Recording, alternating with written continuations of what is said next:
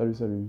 Bienvenue à tous sur notre chaîne No Limit Talk Sport. Aujourd'hui, on va faire les prédictions de l'Euro 2024. Restez concentrés, commentez, likez, abonnez-vous. Ok, je prends le relais. Je donne un petit sommaire de ce qu'on va faire aujourd'hui. Notamment, comme tu l'as dit, on va parler de l'Euro 2024 qui se joue en Allemagne, bien sûr. Bon, on va commencer par une petite review des différents groupes qui constitueront l'Euro. Et dans ces différents groupes, 6 groupes, du groupe A au groupe F, on dira chacun les 2 équipes qu'on voit favoris en fonction de chaque groupe. Ensuite, on donnera notre avis par rapport aux 4 équipes qui arriveront en demi-finale. Ensuite, il y aura 2 questions spécifiques. La première question sera basée plus sur quelle équipe remportera la compétition, bien évidemment. Et la seconde question aura 2 volets. Quelle équipe marquera le plus de buts, d'une part, et quel joueur sera d'une part encore et le meilleur joueur de la compétition et d'une autre part le meilleur buteur de la compétition. Je ne sais pas si c'est assez clair. Donc en gros, meilleur buteur de la compétition, meilleur joueur de la compétition qui peuvent être le même joueur comme ça peut être 2 joueurs différents.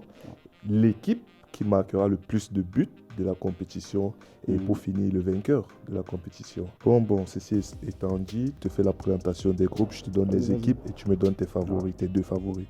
Ok, dans le groupe A, nous avons l'Allemagne, pays hôte, l'Écosse, la Hongrie et la Suisse. Qui vois-tu en premier, qui vois-tu en deuxième? Dans le groupe A, je vois bien l'Allemagne s'imposer, suivie par la Suisse, bien évidemment. Ce sont les 2 équipes les plus connues, les plus sur le papier les plus fortes. Donc, il ne devrait pas y avoir de surprise de ce côté-là. Pareil, je suis du même avis que toi. Je vois l'Allemagne en premier et la Suisse en deuxième. Groupe B, Espagne, Croatie, Italie, Albanie. Un groupe un peu plus serré. Un groupe un peu plus serré. Mais je vois quand même l'Espagne sortie premier de la poule. Parce qu'une équipe plus jeune, une équipe plus dynamique, des jeunes qui montent, Pedri, Nico Williams, Lamine Yamal, joueur qu'on attend beaucoup, avec beaucoup de potentiel. Et bon, je trouve c'est cohérent ce qu'ils font actuellement. En deuxième de la poule, j'hésite un peu entre la Croatie et l'Italie. La Croatie a plus d'expérience dans les grands tournois, mais je vais miser sur l'Italie. Non, certes, pas beaucoup de gros noms, mais j'ai pu observer quelques-uns de leurs récents matchs. Ça a l'air assez cohérent ce qu'ils font aussi. Je les vois en deuxième. Ok.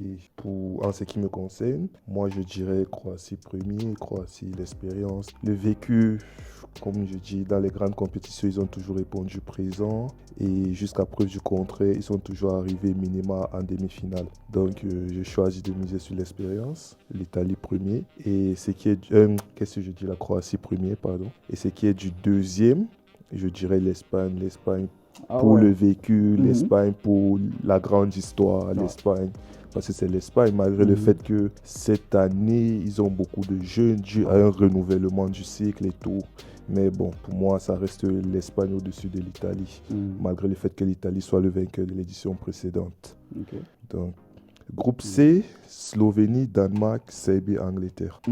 Sans surprise, l'Angleterre, premier de la poule. Bellingham, Cole Palmer, Phil Foden, Bukayo Saka. Harry Kane, pour être honnête, je préférais qu'il laisse les jeunes jouer ensemble, mais bon, on ne sait jamais, peut-être c'est l'année où il va briser la malédiction, finalement il remporte un titre. Mais bon, je vois quand même l'Angleterre sortie premier de la poule. Numéro 2. Suivi par Slovénie, le Danemark. Serbie. Suivi par le Danemark. Ça, c'est un peu plus surprenant parce que je crois que la Serbie, c'est aussi une équipe qui monte assez. Je ne connais pas vraiment les noms des joueurs et tout, mais je crois qu'ils montent aussi. Mais je mettrais une pièce sur le Danemark. Je les ai vus lors de la dernière compétition. C'était pas mal ce qu'ils proposaient. Ils ont un milieu cohérent. Il y a Eriksen, milieu de Manchester United, qui est très bon. Et beaucoup de jeunes qui montent aussi. Donc, je les vois. Autant pour moi, je vais réviser, je vais recommencer. Je vais te surprendre, mais je vois plus le Danemark sorti premier de la poule et l'Angleterre finir deuxième. Bon, je dirais la même chose à l'exception près que pour moi l'Angleterre sera premier. Je l'espère, je le souhaite. Avec l'équipe qu'ils ont, ça doit être un minima. Et pour la poule qu'ils ont, pourquoi tu souhaites? Juste anglais. Parce que cette équipe, franchement, c'est une équipe bizarre. Quand tu poses tes espoirs dessus, ils trouvent toujours le moyen de te décevoir. Donc, c'est par rapport à ça que. Ok, donc tu es fan. Tu es fan de l'équipe. Ouais, je suis fan Ok, de l'équipe, ok. C'est juste comme pour je suis savoir. fan d'autres équipes, tu Ok. vois. Pas plus que d'autres, mais bon, Ok, par rapport à la poule qu'ils ont, ok. ce serait me mentir de dire que moi je vois l'Angleterre. Et le deuxième, le Danemark. Ouais, je n'ai rien à ajouter, Ouais, tout simplement. ok. Groupe D, Pologne, Pays-Bas, Autriche, France. À noter que la Pologne n'aura pas Lewandowski. Le Pays-Bas n'aura pas Frenkie de Jong. Voilà. Et qui vois-tu premier, qui vois-tu deuxième? Bon, bref, c'est aussi un groupe très relevé, sans vouloir manquer de respect aux autres équipes. On pense que tout le monde verrait la France terminer premier de la poule, sans surprise.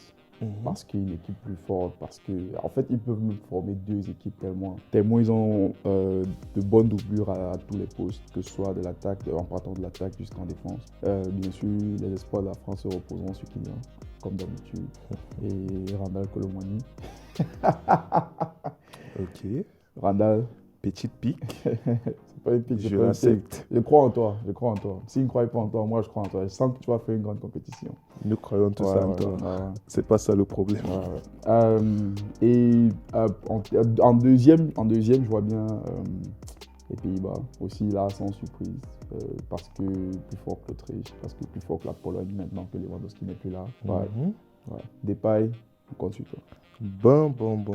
En ce qui me concerne, ouais, sans surprise, la France premier du groupe. Et je sais pas pourquoi, mais je dirais l'Autriche deuxième. Je sais pas pourquoi, mais Alaba. c'est ma pièce.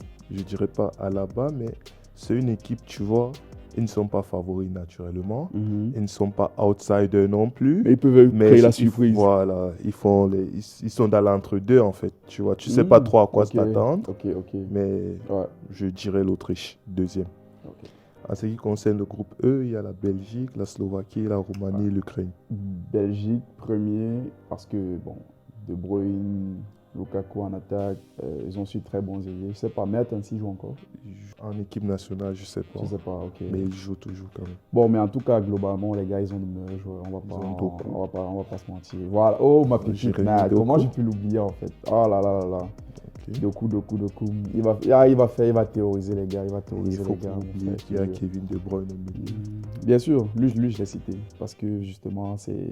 Et il est déjà habitué à jouer avec Doku. Donc, vraiment, il y a déjà cette complicité-là qui va faciliter les choses grandement pour l'équipe. Mais avec encore Lukaku comme point fixe devant, là, non, c'est bon. C'est solide. Vraiment, la Belgique, c'est solide. Je crois vraiment que c'est la dernière année pour eux. Bon, je veux dire, par rapport à leur génération dorée, qu'on attend depuis qu'ils gagnent un titre. Et vraiment, je sais pas, ça a l'air ça, c'est maintenant ou jamais, tu vois. Bon, après, on peut dire, il y aura encore la Coupe du Monde après. Mais théoriquement, pour moi, ça semble être leur dernière chance de nous remporter quelque chose. Voilà, de remporter quelque chose ensemble, tu vois, parce qu'il y a beaucoup de joueurs qui sont en train de vieillir par rapport à la génération qu'on attendait. Ok. Ouais, en deuxième position. Là, pour le coup, vraiment, Slovaquie, Roumanie, Ukraine.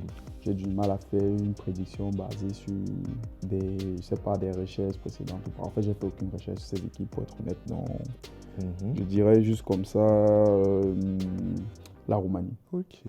Pas grand chose à ajouter. Non. Ok, moi je dirais naturellement Belgique en numéro 1 et Ukraine numéro 2.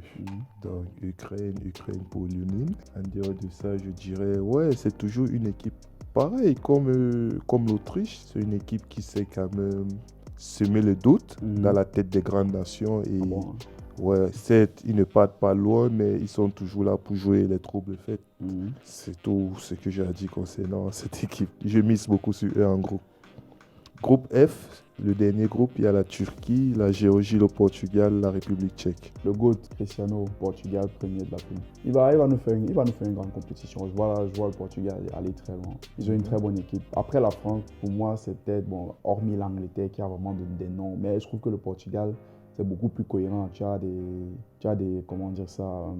Moi, je trouve que tu as des joueurs plus décisifs, les Diogo Jota et tout. Tu as vu quand il a manqué à Liverpool, vraiment, on a senti, ils ont eu un début de saison assez compliqué, mais dès qu'il est revenu dans le line-up, ils ont été beaucoup plus efficaces. C'est vraiment un joueur efficace. Moi, je l'aime beaucoup. Avec Bernardo Silva, Bruno Fernandes. Après, oui, il y a tout ce problème dont on parlait, que les gars peuvent se marcher un peu sur les pieds au milieu de terrain. Fernandes et Bernardo Silva.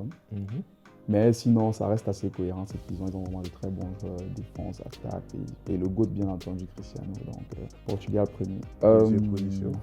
En deuxième, je peux aussi faire le suspense. Je suis fan du Real Madrid, je l'assume. Et je vois la Turquie. Bon, je souhaiterais aussi que la Turquie aille le plus loin possible et que Arda Güler ait un peu plus de lumière sur lui, tu vois, pour pousser la concurrence en club plus tard, quoi. Donc, je vois vraiment la Turquie en deuxième.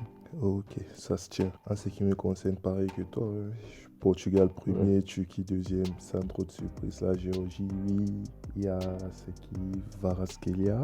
Mais sinon, en dehors de lui, ils ne sont pas connus comme une nation dominante ou inquiétante, à minima. Donc, la République tchèque, aucune info. Donc, Portugal, Turquie, la sécurité. Ok, ceci étant dit, passons maintenant aux 4 équipes que tu verrais bien en finale. En demi-finale, pardon. Comme demi-finaliste, je vois en premier, j'hésite entre l'Angleterre et l'Allemagne. C'est quoi? Bon, va d'abord sur les places qui, selon toi, sont sûres. Pour moi, les places les plus évidentes, la France. Ok.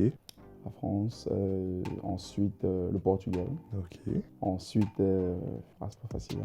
C'est là que ça devient intéressant. Je vais surprendre beaucoup de monde, mais je vais dire le Danemark. Danemark. Ouais, je vais dire le Danemark. Ok. Et pour finir? Pour finir, Allemagne ou Angleterre. Après, on est en Allemagne. Si je dis pas l'Allemagne, ça peut causer beaucoup de problèmes. Donne ton avis, indépendamment du fait qu'on soit en Allemagne ou pas. Bellingham, I trust you, Angleterre. Ok, donc si je récapitule, tu as dit France, Danemark, Angleterre, Portugal. Yes, sir. Donc, l'Espagne n'arrive nulle part, n'arrive pas en demi-finale. La Croatie non plus, l'Italie non plus, la Belgique non plus, malgré le fait que tu as tant fait de louanges. Avec Génération Dorée. Mais tout le monde peut pas arriver en demi-finale. Ah ouais. Il y a des quarts de finale avant, ils vont s'affronter. Ah ouais, c'est très Imagine intéressant. la France tombe contre la Belgique. La France va passer. La France peut sortir. Ouais, entre pouvoir et c'est juste un match. C'est pas aller-retour, c'est un match, tout peut se passer. Pour moi, c'est balle au centre, dont la balle est ronde. C'est vrai, jamais. C'est vrai. Mais l'historique montre que la France sort de la Belgique. Même en Coupe du Monde qu'ils ont gagné. Ok. C'est bien pour eux s'ils espèrent, mais bon. Ok. Bon argument. On ne peut rien contre les chiffres. Bon. À ce qui me concerne, les places déjà assurées, la France, bien évidemment. Quelle surprise. Toi que tu me rejoins.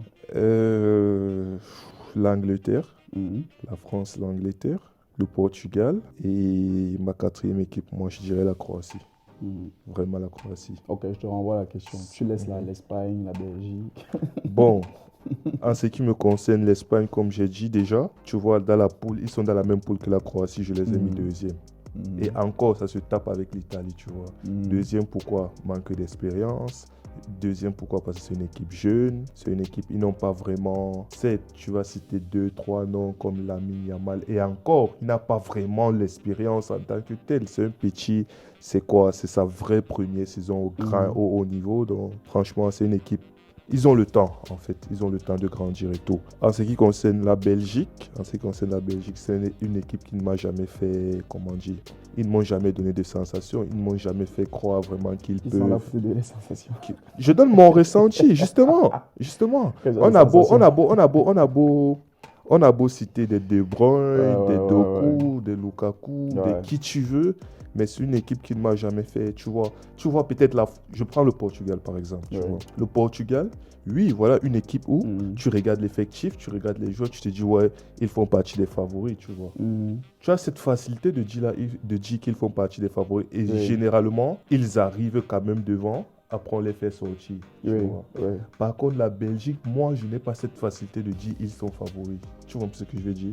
Là, c'est mon ressenti. Donc, pourtant, il y a des moments où ils ont eu un effectif autant pléthorique que ceux du Portugal et ceux de la France. Parfois, il y a des moments comme ça.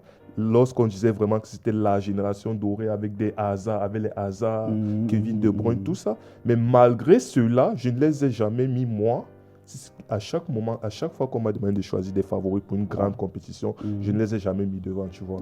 Et c'est pour ça que je parle de sentiment. C'est pas aujourd'hui que ça va changer. Et bizarrement, ils m'ont conforté dans ce sentiment parce que chaque fois qu'on les attendait, ils ont déçu, tu vois. On dira, oui, c'est le cas du Portugal. Moi, je les attendais même pas à la base. Donc, quelqu'un que je n'attends pas ne peut pas me décevoir, tu vois. C'est pour ça que je dis, eux, franchement, quand tu me les cites, moi, personnellement, ils ne me disent rien. Ok, donc c'est pas sensation, c'est ton ressenti. Parce que si tu dis sensation, on peut croire que c'est par rapport au jeu que les gars proposent. Peu importe.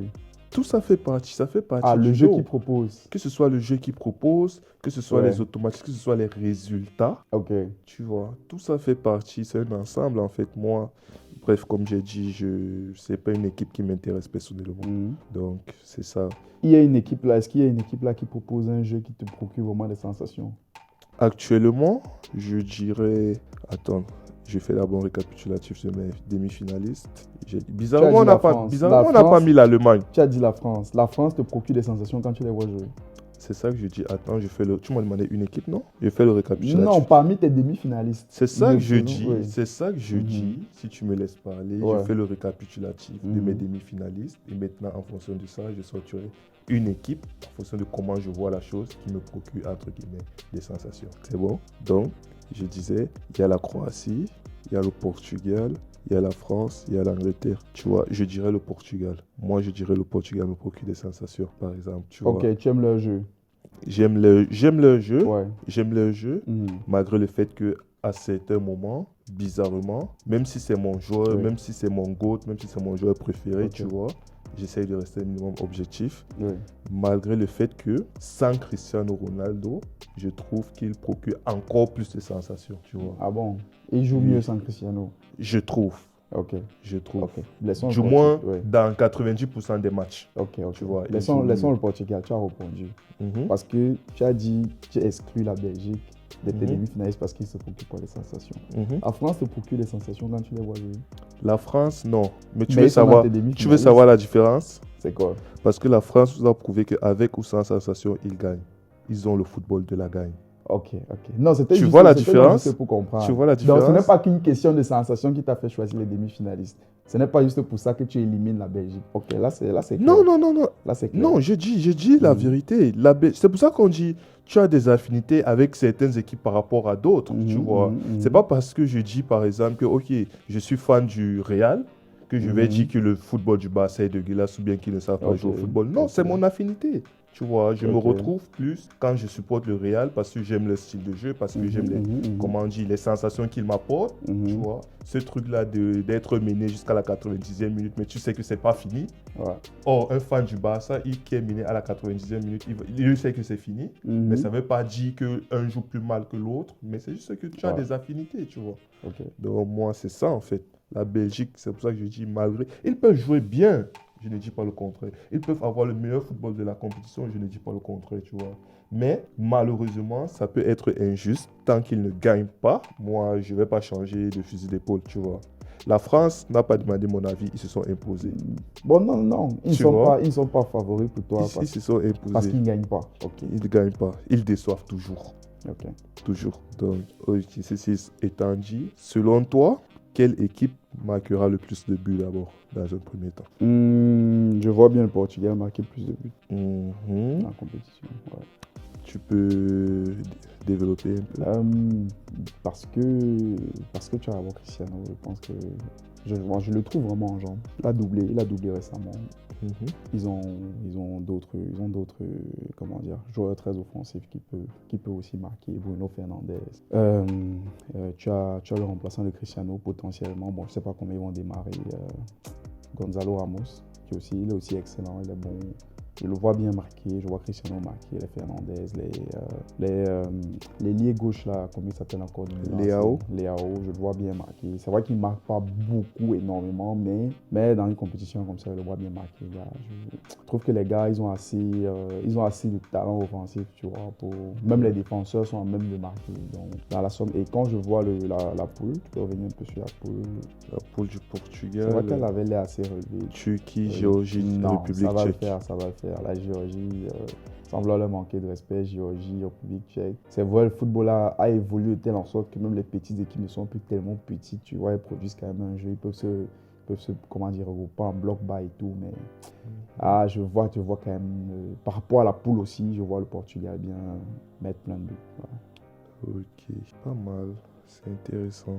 Je dirais, moi de mon côté, je dirais compliqué. Ouais, je dirais le Portugal aussi. Je dirais, c'est hormis l'Angleterre, potentiellement, c'est l'équipe, oui, ce sont les deux équipes qui ont le plus haut potentiel offensif selon moi. Mais le Portugal a beaucoup plus comment on dit ça, de facilité. Ils ont beaucoup plus, de facilité à trouver le but par rapport à l'Angleterre, malgré toutes leurs superstars et consorts. Je dirais vraiment le Portugal. Donc ça, ce serait mon avis. Et en ce qui concerne le meilleur buteur de la compétition, toi, tu verrais bien qui? Je vais suivre ma logique. Le meilleur buteur sort dans l'équipe qui marque le plus, dans le Portugal. Ok. Et c'est qui? Un nom spécifique? On t'a dit de choisir le meilleur buteur de la compétition selon toi? Bon, comme ça, je vais dire Cristiano, mais vraiment après, ça peut, même Bruno Fernandes peut terminer meilleur buteur facile. Tu vois. C'est pas comme si on s'attend à ce qu'un joueur marque 7-8 buts. C'est généralement le meilleur buteur finit à quoi? 5, 6. Donc, il peut bien mettre 5, 6 buts. Moi, contrairement à toi, je dirais le meilleur buteur, c'est Kylian. Pourquoi Kylian? Parce que, en dépit du Portugal, le Portugal, par exemple, avec ton choix de Bruno Fernandes ou Cristiano, Bruno Fernandes, parce que je cherche à dire Bruno Fernandes, je dirais, certes, le Portugal peut marquer le plus de buts, mais il y aura aussi cette facilité, c'est-à-dire, vu qu'ils ont tellement une puissance offensive énorme, je trouve que les buts seront beaucoup plus répartis entre les différents joueurs offensifs, tu vois. Or, moi, je prends Kylian. Pourquoi? Parce que, en dépit des noms sur le papier que la France propose, les joueurs offensifs, que ce soit des Dembélé, Kolo Muani, Thuram, Giroud, Griezmann, tout ça, ce sont des buteurs. Mais en équipe de France, le buteur prolifique, c'est Mbappé. L'expérience a montré que lorsque Mbappé joue, et encore pire récemment, tout passe par Mbappé en fait. C'est-à-dire, s'il ne marque pas, parce que Griezmann par exemple, lui, il peut marquer sur penalty par exemple, tu vois.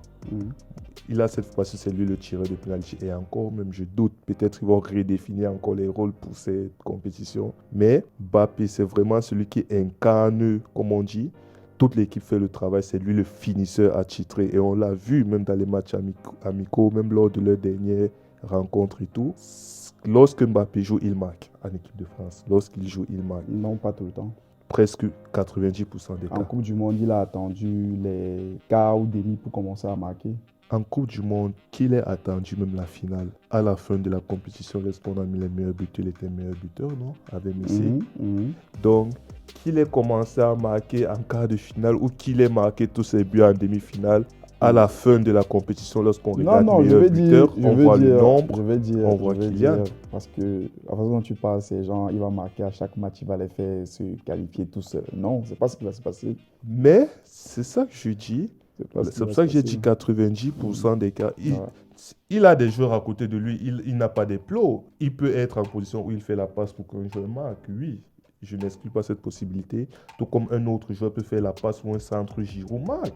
Mais maintenant, la probabilité, le pourcentage de chances que ça arrive parmi les offensifs, heureusement, malheureusement, je ne sais pas, mais ça fait que c'est beaucoup plus Kylian qui se retrouve à marquer. Ça, c'est un fait. Donc, et vu que franchement, cette France n'a pas le talent offensif, quand on dit talent offensif, c'est la finition. C'est pas toutes les finales qui se terminent en défilé de buts comme ça se termine. C'est ça que je te dis. Il n'a pas besoin. Non, parce que regarde, cette compétition précédente montre que c'est plus généralement dans le dernier carré qui se met à marquer. Et c'est bien. C'est ça. Tu vois un peu. C'est là que tu fais l'amalgame, par exemple. Peut-être ça va pas suffire. Je dis pour être meilleur buteur, peut-être ça va pas suffire. C'est là que tu mélanges des trucs. Ça, c'était avant, peut-être. Et même encore, il lui a suffi de 1 match, 2 matchs ou 3 matchs, si tu veux, pour qu'il réussisse à l'avoir.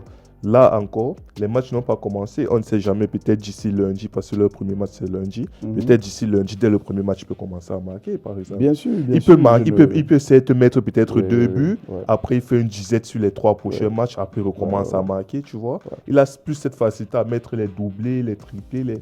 Et il suffit que tu fasses 2-3 bons matchs. pour être déjà bien classé. Je ne suis pas en train de dire qu'il n'a pas de chance. Donc, il est parmi les favoris. Parce que lorsque tu insistes, tu t'attardes sur le fait que oui, à partir des quarts de généralement, à partir des quarts de finale, il commence à... Il dit, ok, c'est vrai, je ne dis pas le contraire, mais la compétition n'a pas encore commencé. Et à ce que je sache, il y a pour l'instant, il y a 3 matchs. Je parle des matchs de poule. Il y a encore 3 matchs et ils n'ont pas encore joué. Donc, tous les compteurs sont à 0. Ça peut arriver qu'ils ne marquent pas, comme ça peut arriver qu'ils commencent à marquer dès le premier match. C'est ça que je suis en train de dire. Je ne m'attarde même pas sur les cadres. Moi, je mise dès les premiers matchs. Moi, je dis pour cette France que j'ai vue, je sais, ou bien moi, mon pourcentage, mon ressenti me laisse croire qu'il marquera dès les phases de poule. Non, c'est possible. Je voulais juste faire le rappel que malgré le fait qu'on peut croire dans la façon de parler qu'il va porter la France, non. Généralement, la France commence très slow, très doucement, tu vois. Ça ne marque pas beaucoup de buts. Et généralement, lui-même, il n'est pas parmi les buteurs. Et peut-être qu'il n'aura pas la réussite qu'il a, genre, arrivant en finale, marquer 3 buts, tu vois, un peu. Donc, ça peut arriver. En tout cas, à lui de nous prouver le contraire. Donc, ok. Et pour finir, la dernière question, qui sera le vainqueur? Quelle grosse surprise. Qui sera le vainqueur selon toi? Le Portugal. Le Portugal. Je suppose une finale Portugal-France. Portugal-France. France-Portugal. Donc, toi contre moi, je dis la France, toi tu dis le Portugal. C'est ça trop facile de dire la France. Donc, mais c'est la logique.